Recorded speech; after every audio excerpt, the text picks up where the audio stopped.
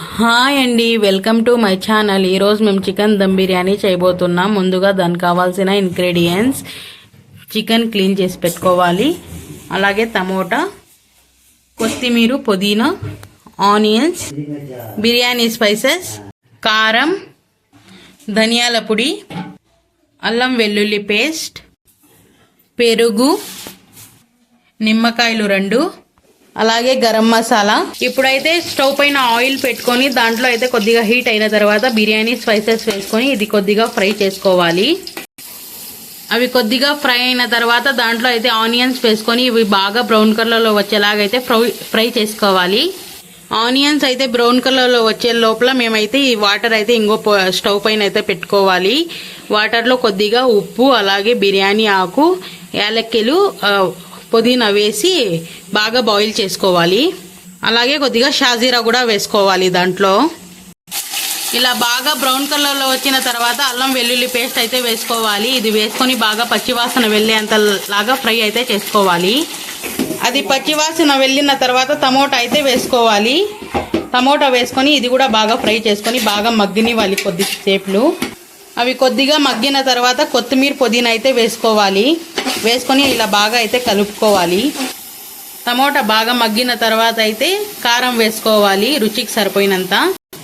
కొద్దిగా ధనియాల పొడి కూడా వేసుకోవాలి. ఇప్పుడు దాంతోపాటు గరం మసాలా కూడా వేసుకోవాలి. దాంతోపాటు బిర్యానీ మసాలా కూడా వేసుకోవాలి. ఇవి వేసుకొని ఇలా బాగా కలుపుకున్న తర్వాత అయితే మేము ముందుగా క్లీన్ చేసి పెట్టుకున్న చికెన్ కూడా వేసుకోవాలి దాంట్లో. ఇప్పుడు ఇలా చికెన్ వేసుకొని బాగా అయితే కలుపుకొని ఇంకా 5 to 10 minutes అయితే బాగా ఉడకనివ్వాలి. ఇది ఉడికే లోపల అయితే మేము చికెన్ పకోడాకి రెడీ చేసుకుందాం. అలాగే కొద్దిగా ఉప్పు అయితే వేసుకోవాలి. అలాగే పెరుగు వేసుకొని ఇంకైతే కలిపేసి ఇదైతే ఒక 10 minutes to 15 minutes అయితే బాగా ఉడకనివ్వాలి.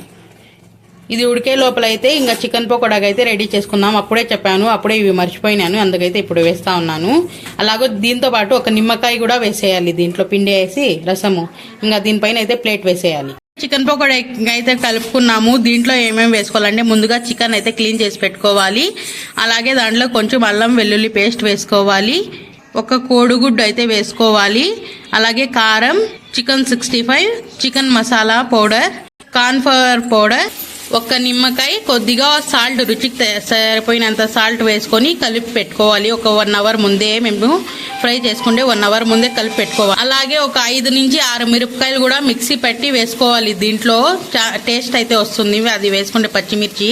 ఇంకా ఫైనల్ గా ఇలా పైన అయితే కరివేపాకు వేసేస్తే ఇంకా చికెన్ పకోడాకి అయితే రెడీ అయిపోయింది. మసాలా కలిపి పెట్టుకున్నాము. ఇంకా ఫ్రై చేసేటప్పుడు అయితే చూపిస్తాను. చికెన్ పకోడాకి రెడీ చేసుకునే లోపల అయితే ఇక్కడ చికెన్ కూడా ఫ్రై అయిపోయింది. చూడండి, బాగా ఉడికిపోయింది. ఇంకా రైస్ అయితే మేము ముందుగానే వాటర్ అయితే బాయిల్ చేసుకున్నాం కదా, ఇంకా రైస్ కూడా ముందుగానే క్లీన్ చేసి పెట్టుకున్నాం. ఇంకా దాంట్లో అయితే రైస్ అయితే వేసుకోవాలి. ఇలా బాగా బాయిల్ అవుతా ఉన్నప్పుడు అయితే ఇప్పుడైతే రైస్ వేసుకోవాలి దీంట్లోకి.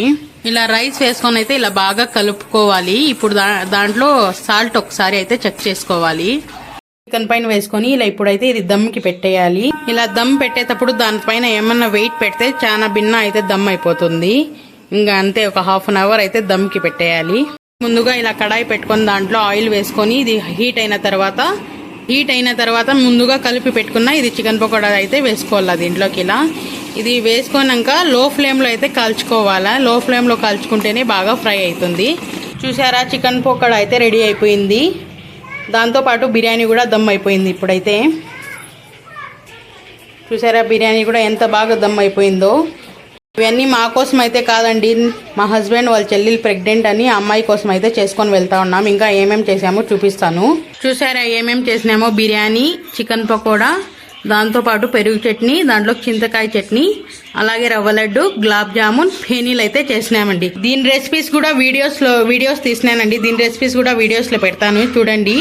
ఈ వీడియో కానీ మీకు నచ్చినట్లయితే లైక్ చేసి సబ్స్క్రైబ్ చేయండి.